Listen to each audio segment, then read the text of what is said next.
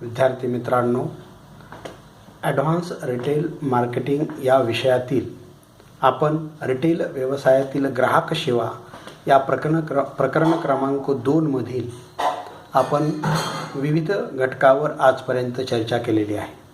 आज आपण याच घटकातील ग्राहकांची मानसिकता या मुद्द्यावर आपण चर्चा करणार आहोत. मित्रांनो, आपण यापूर्वी कस्टमर बिहेवियर म्हणजे ग्राहकांची वर्तणूक याविषयी चर्चा केली. त्या विषयामध्ये चर्चा करत असताना 8-9 मुद्द्यांवर आपण चर्चा केली आणि त्यानंतर आज आपण ग्राहकांची मानसिकता, ज्याला आपण कस्टमर्स सायकोलॉजी असं आपण म्हणतोय, या विषयावर किंवा आपल्या या मुद्द्यावर आपण चर्चा करणार आहोत. कोणत्याही व्यापारी संस्थेची कार्यरचना, कार्यपद्धती, कार्यप्रणाली, व्यूहरचना ही ग्राहकाला केंद्रस्थानी समजूनच किंवा ग्राहकाला समोर गृहीत धरूनच तयार केलेली असते. कारण कार्यरचना असो, कार्यप्रणाली असो, व्यूहरचना असो किंवा कार्यपद्धती असो, या सगळ्या गोष्टींचा परिणाम हा ग्राहकावरच होणार असतो आणि ग्राहकांना गृहीत धरूनच किंवा ग्राहकांना केंद्रबिंदू समजूनच या सगळ्या पद्धती निश्चित केल्या जातात. त्याचं कारण असं आहे की हे सगळी आपली उठाठेव ही कोणासाठी असते तर ग्राहकासाठी असते. ग्राहकांना वस्तू खरेदीचं समाधान मिळावं, ग्राहकांना वस्तू खरेदीचा व्यवस्थित मोबदला मिळाल्याचं चीज व्हावं, या दृष्टिकोनातून आपण नियोजन करणं गरजेचं असतं. आणि म्हणूनच आज प्रत्येक व्यवसाय संस्था ग्राहकाला योग्य वस्तू व योग्य सेवा पुरवून त्यांचं मन जिंकण्याचा प्रयत्न करत असल्याचं आपल्याला दिसतं.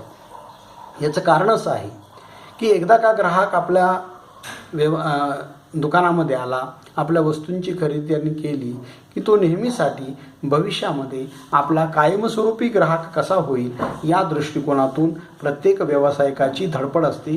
अन्यथा प्रत्येक व्यावसायिकाची तशा पद्धतीचं नियोजन करण्याची पद्धती असते. आणि यामुळं होतं काय मग की भविष्यातील ग्राहकांच्या वस्तू व गरजा आणि सेवांच्या मागणी कशा पद्धतीनं आपण पूर्ण करणार आहोत याकरिता सततच व्यावसायिक प्रयत्नशील असतो. कारण ग्राहकांची गरज असेल, ग्राहकांची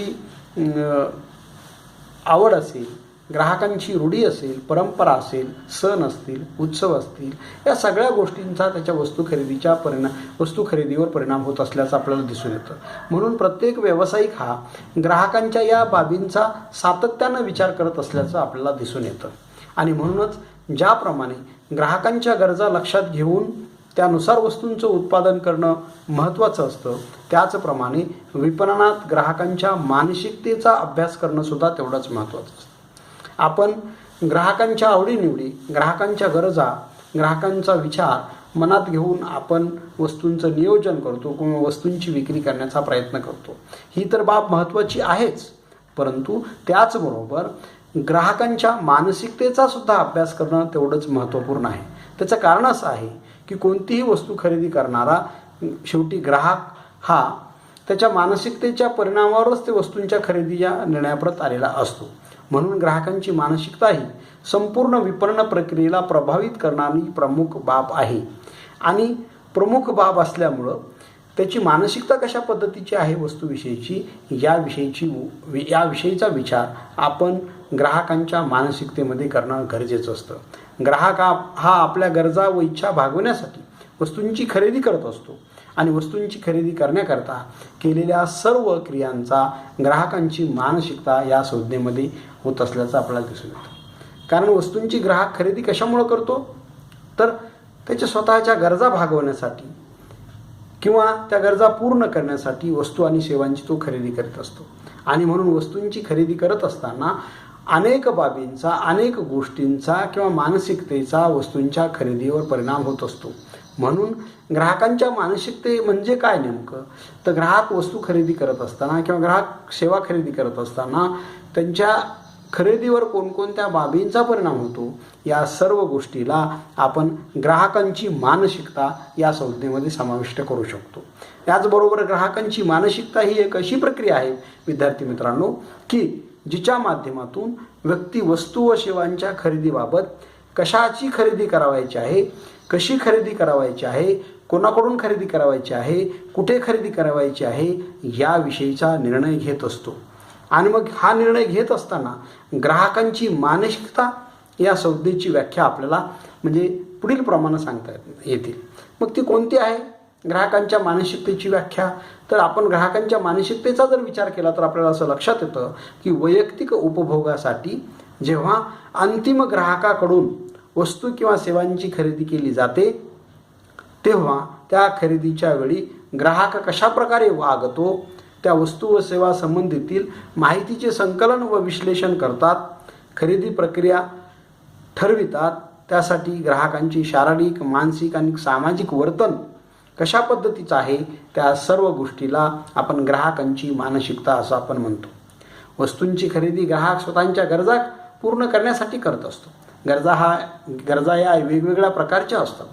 काही शारीरिक गरजा असतात, काही प्रतिष्ठेची गरज असते, काही संरक्षणाची गरज असते, काही म्हणजे मानसिकतेची गरज असते, काही प्रेमापोटीची म्हणजे मुलांच्या, पत्नीच्या, मित्रांच्या, नातेवाईकांच्या बद्दलचं जे प्रेम असतं त्या प्रेमापोटीसुद्धा गरज निर्माण झालेली असते.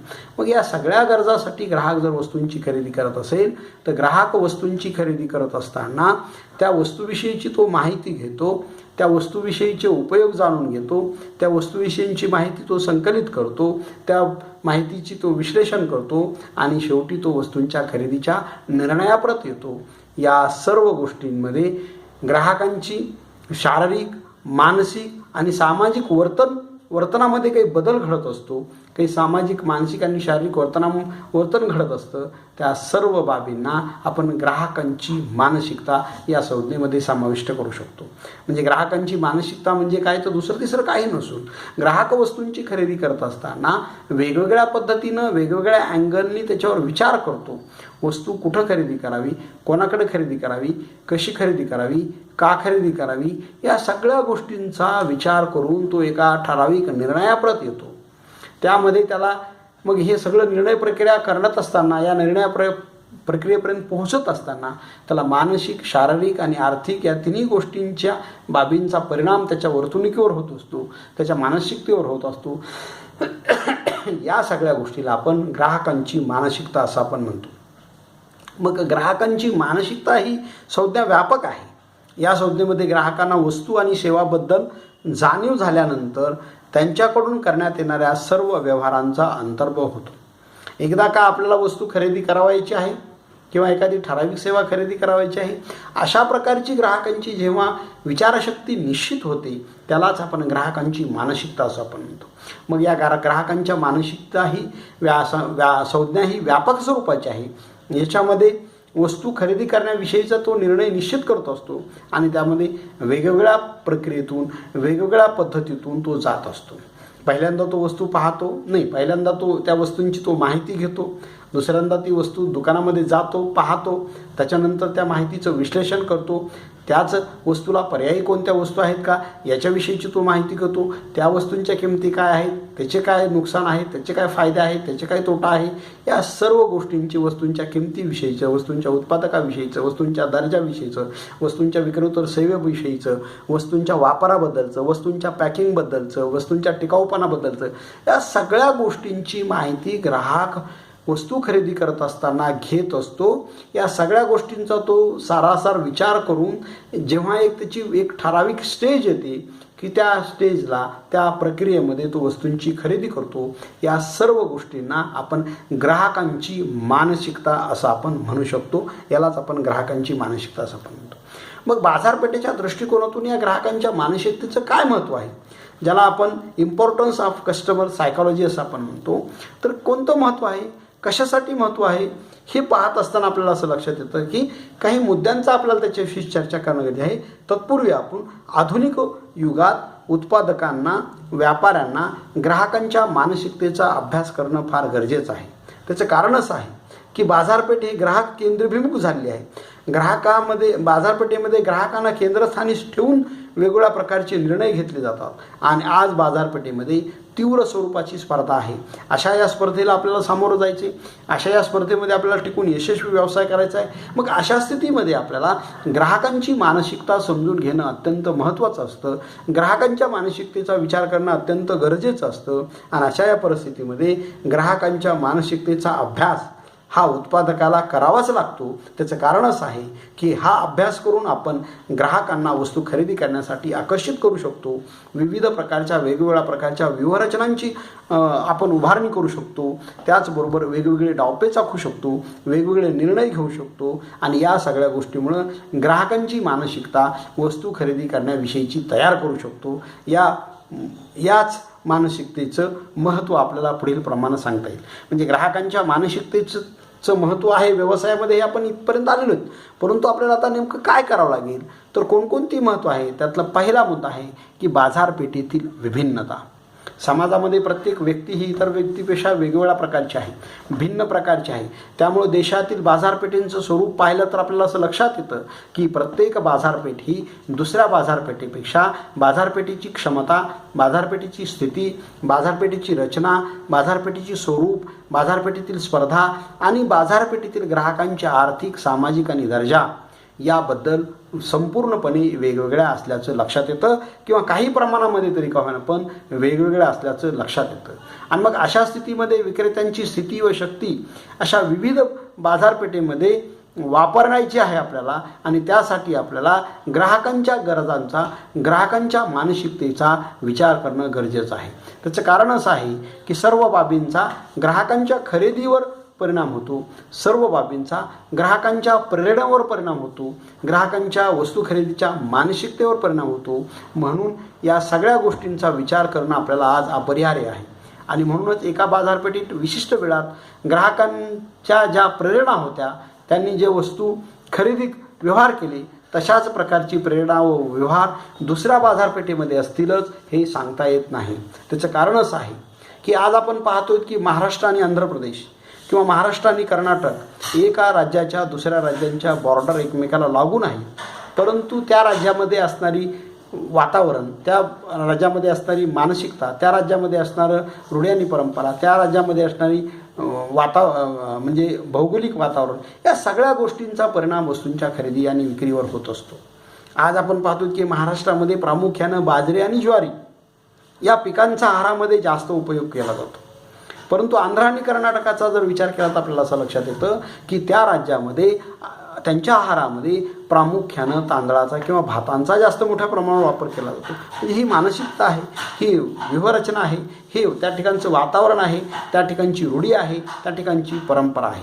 म्हणजे त्याचा अर्थ असा आहे की एक बाजारपेठ दुसऱ्या बाजारपेठेत सारखीच असू शकत नाही. म्हणून एका बाजारपेठेमध्ये वापरलेले ग्राहकाविषयीचे निकष तेच निर्णय दुसऱ्या बाजारपेठेमध्ये आपण वापरू शकत नाही. वापरलं तरी ते यशस्वी होणार नाही, कारण आपल्याला त्या बाजारपेठेचा पुन्हा नव्याने आपल्याला वेगळा अभ्यास करावा लागेल, वेगळी माहिती घ्यावी लागेल, ग्राहकांच्या मानसिकतेचा अभ्यास करावा लागेल आणि त्यानंतरच आपल्याला तशा पद्धतीचे, तशा स्वरूपाचे निष्कर्ष, निर्णय त्या ठिकाणी घेणं गरजेचं असतं. ही बाब आपण या ठिकाणी समजून घेणं गरजेचं असतं.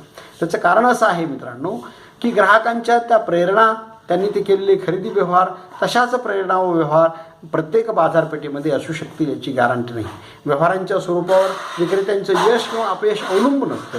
यासाठी प्रत्येक बाजारपेठेचा वेळोवेळी ग्राहकांच्या मानसिकतेचा बारकाईनं आपण अभ्यास करणं गरजेचं असतं. दुसरा मुद्दा किंवा ग्राहकांच्या मानसिकतेचं महत्त्व आपण अभ्यासात करत असताना दुसरा जो मुद्दा आहे तो बाजारपेठेतील तीव्र स्वरूपाची स्पर्धा. बाजारपेठेतील तीव्र स्वरूपाच्या स्पर्धेचा मुद्दा ग्राहकांच्या मानसिकतेवर निश्चितपणे होतो. विक्रीला प्रभावित करणारे व बाजारपेठेशी निगडीत असलेले जे विविध घटक आहेत त्यातील काही घटकावर उद्योजकाला नियंत्रण ठेवता येते. परंतु असे काही घटक असतात की ज्यावर उद्योजकाला किंवा व्यावसायिकाला नियंत्रण ठेवता येत नाही. ज्या घटकावर नियंत्रण ठेवता येत नाही त्यामध्ये ग्राहकांच्या क्रय प्रेरणा, ग्राहकांच्या व्यवहाराचं प्रामुख्यानं अंतर्भाव होतो. त्याचबरोबर उद्योजकांचे प्रयत्न केल्यास ते ग्राहकांच्या क्रय प्रेरणा व व्यवहारांना प्रभावित करू शकतात. म्हणून अशा काही बाजारपेठेमध्ये बाबी असतात की ज्यावर आपण प्रत्यक्षपणे नियंत्रण ठेवू शकतो, परंतु अशाही काही बाबी असतात की आपण बाजारपेठेमध्ये प्रत्यक्षपणे नियंत्रण ठेवू शकत नाही. त्यानंतरचा तिसरा ग्राहकांच्या मानसिकतेचं महत्त्व जर पाहिलं तर आपल्याला असं लक्षात येतं की तिसरा जो मुद्दा आहे विपणन धोरणे आणि कार्यक्रमावर होणारा परिणाम. याविषयीची चर्चा आपण पुढील व्हिडिओमध्ये करूयात मित्रांनो. मी या ठिकाणी थांबतो, कारण तुम्ही दररोज पुस्तकांचं वाचन करा आपण जी काही घटक पाहणार आहोत ते घटकांचा अभ्यास करा, त्यामुळे तुम्हाला सोपं जाईल. मी या ठिकाणी थांबतो. जय हिंद.